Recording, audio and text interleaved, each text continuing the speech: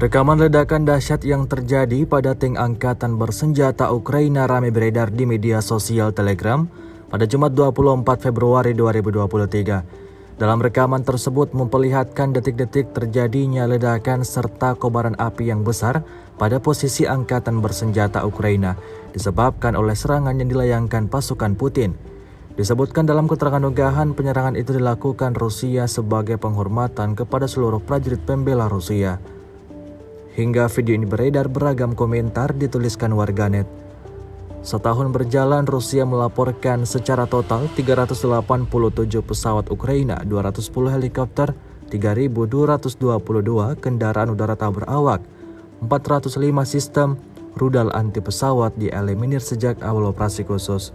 Sedangkan dari kubu Kiev, Kementerian Pertahanan Ukraina melaporkan 790 tentara Rusia dieliminir dalam sehari terakhir.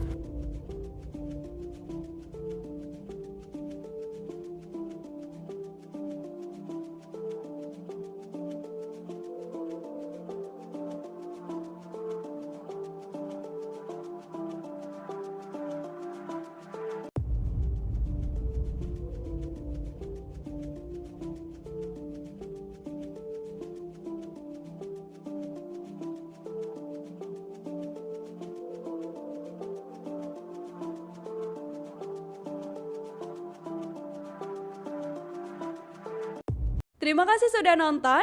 Jangan lupa like, subscribe, dan share ya.